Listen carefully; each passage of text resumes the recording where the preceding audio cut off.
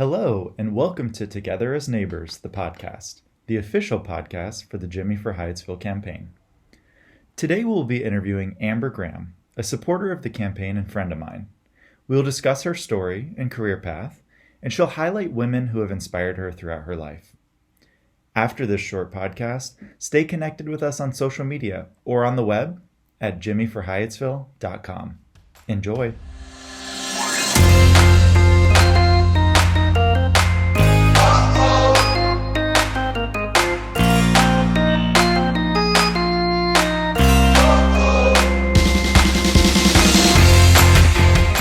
All right. Hello, everyone, and welcome to our latest episode of Together as Neighbors, the podcast.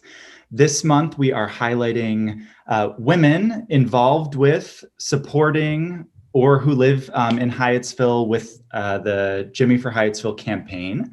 Today, I'm happy to be joined by Amber Graham, one of my friends from grad school, who's going to tell us a little bit about her story and just her journey. So welcome, Amber.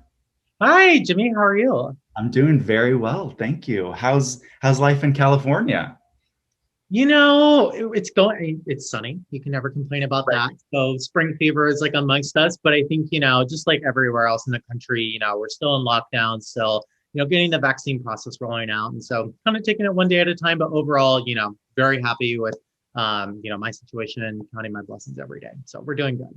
Awesome. Well, I'm glad to hear that. Thank you so much again for joining us on the podcast. I'm excited to learn a little more about you. I know that, for those listening, context, Amber and I went to grad school together at Virginia Tech.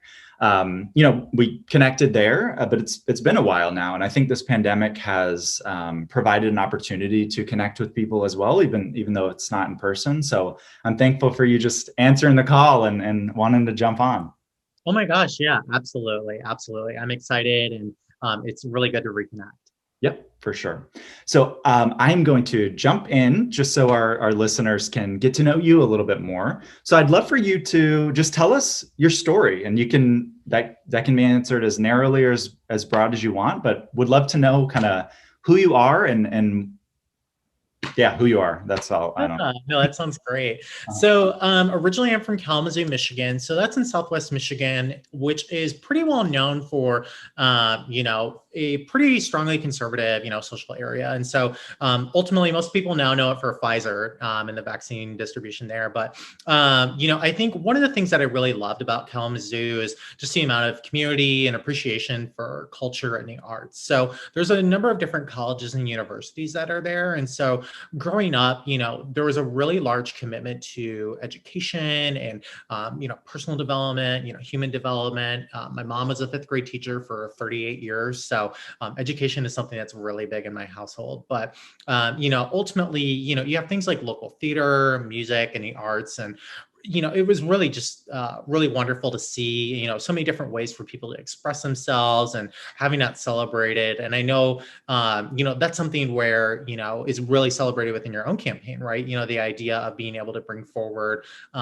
whether that's, a skill or a trade and being able to start up a small business or just being able to be yourself, like those are all super important things. And so, ultimately, as I got older, I came to realize that, human development and education and learning were something that I really valued and, some values that were instilled in me. So, I went to Grand Valley State University. Then we met at Virginia Tech, and that's where we both got our master's in higher education and student affairs. And, I think a lot of that degree is really focused on, human development and really helping people understand like who they are. And so, I worked in that for about 5 years. But eventually, I really wanted to do the really heavy work, So I'm a trans woman, for me, a lot of my own journey was really understanding who I am and my own experience. And so I really found a lot of healing and a lot of really great space in that of mental health. And so now I'm actually pursuing my licensure for marriage and family therapy. I'm time over at Pepperdine University. And so ultimately, you know, my goals and aspirations are really just to create spaces for community, spaces for folks to be with, you know, others who not only can support them and, you know, be able to have that sense of community, but also just that sense of understanding. So my hope is to be able to build that in, you know, greater Los Angeles for queer people and, you know, see where it goes. So that's a little bit about me. Great. Thank you. And you know, I love hearing your story. You know, I alluded to this at the beginning. You know, we haven't talked face to face in a while, but we've kept up with each other on social media. Like we know what's going on in each other's lives. And it's just been so wonderful to watch and see you just become who you've always been. And to me, in thinking about just you becoming who you are. And I've loved to see that, and you just live openly, and I just love it. So I'm so thankful for. You know, there's a lot of power in authenticity. And I think, you know, you gain a sense of self-confidence, a sense of, you know, self-worth, and you just understand truly the power that you have, you know, in yourself. And so I think I always advocate for that. And, you know, I think being able to live authentically is just so important. So I'll always be a big advocate for that. And thank you. Thank you. Yeah, of course. So I would love to transition a little bit. Like I said, this is, you know, we're celebrating Women's History Month. I would love to know who are some women or a woman, or however you want to take that, it can be multiple or one, who have inspired you. Yeah. So I think, you know, on a very personal level, of course, my mother has always been a really big inspiration for me. You know, she's someone who's been always very active. So wanting to help others, you know, she's a really big empath. And so, you know, always wanting to listen and reflect and grow.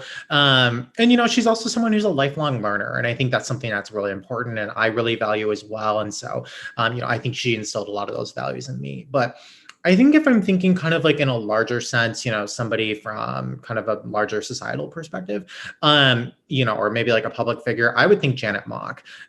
She's someone who really stands out to me. She's a trans woman of color, and, you know, she really had to endure a lot of difficulty, especially growing up. She's got a couple of really great books. If you ever want to check those out, those are really wonderful. But she's also not somebody she's somebody who's not afraid to use her voice, right? And I think she was able to find her voice and do a lot of empowerment work, you know, for herself and for others, you know, through just storytelling. And I think, you know, it can have a really, really incredible way of helping process, whether that's traumas or just getting a better understanding of the things that you've overcome in your own life. And so I think that's really inspired me and, you know, really helped me really reflect on some of the challenges that maybe I've faced, or, you know, really just taught me the power of using my own voice and how much healing and empowerment can really come from that. Great. Thank you. Yeah, Janet Mock, the first time I had heard of who Janet was, I actually had met Dominique Jackson, who is the actress from Pose. Yep, so from the House of Abundance. And I had the chance when I was working at the University of South Carolina, Dominique came to a speech to give to students, or like a talking session. I don't know what the word is. I'm losing it. But afterwards, she did kind of like a sign her poster, and I had a chance to like literally just hang out with her for like 30 minutes, and I had her teach me how to actually pose, because she's a model.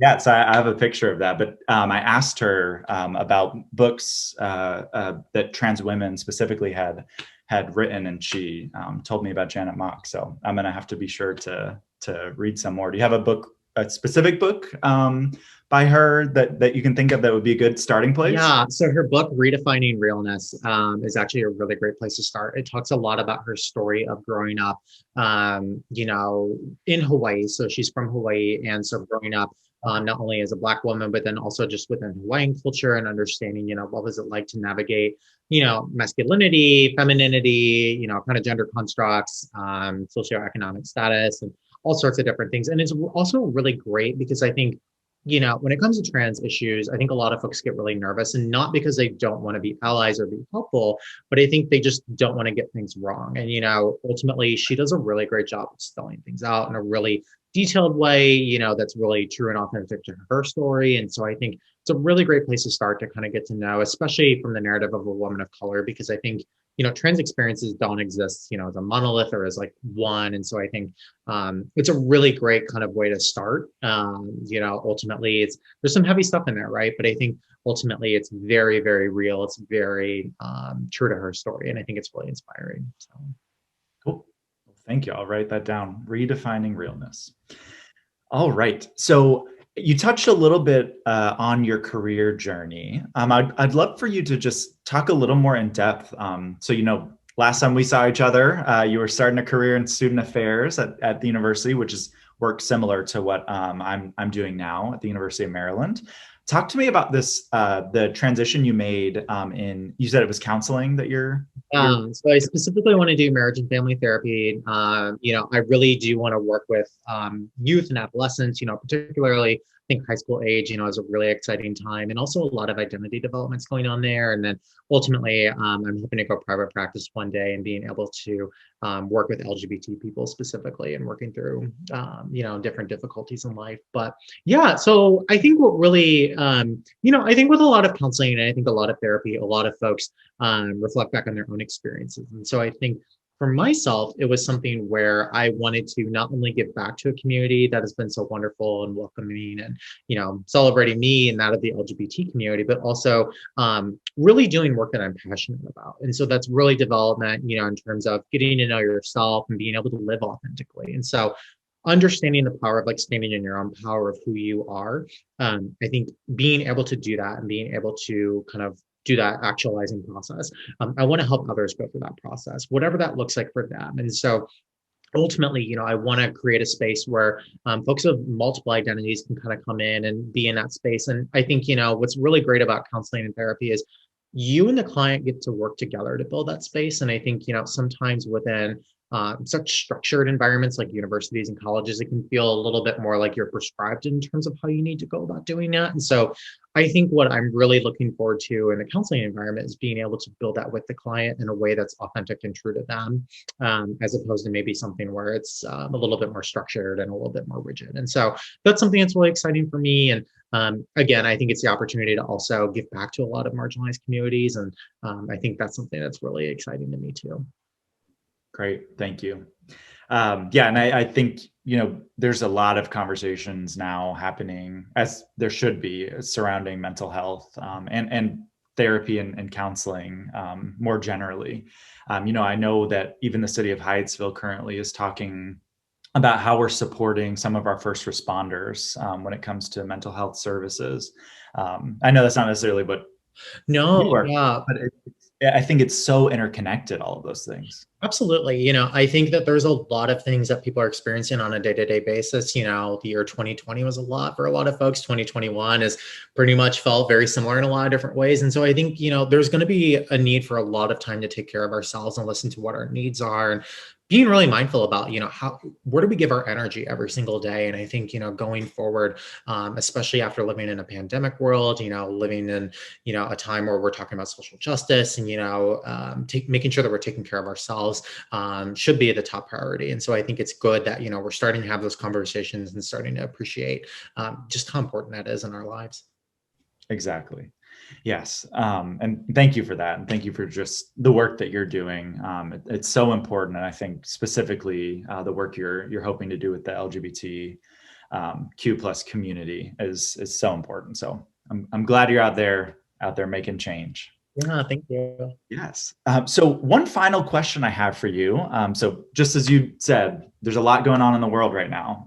There's with the pandemic, with our country's reckoning with racial justice and social justice more generally.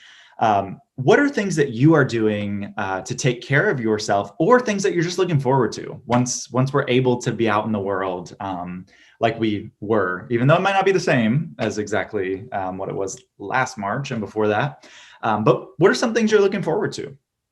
Yeah, so I think on a very personal note, I got registered to get vaccinated here in California. So looking forward to being able to do that here soon. And, travel is something that's really big.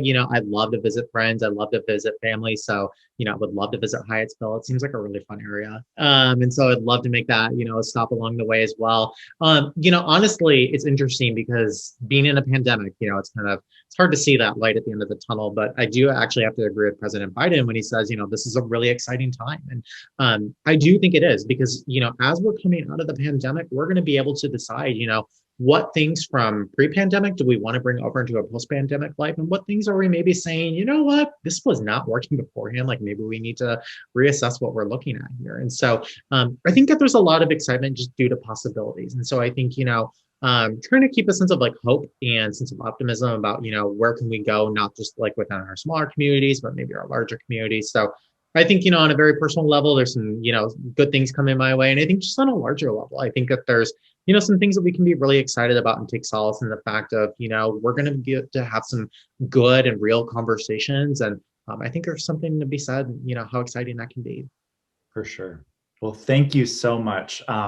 It has been a pleasure being able to interview you today. Thank you so much again for just answering that call and joining us today. I know that the folks who are listening are going to learn a lot from this. So thank you so much. Yeah, thank you, Jimmy. Of course. So if you are looking to get involved with our campaign or with the city more generally, know that you can always visit my website at jimmyforhyattsville.com. I would love to chat with anyone who's listening today about your thoughts, or if you want to be interviewed for this podcast. I'm looking to highlight more voices specifically from Hyattsville in the future as well. So head on over to my website, and otherwise, if you live in the city, hopefully I'll be knocking on your door pretty soon. So thank you so much for listening, and have a great rest of your day.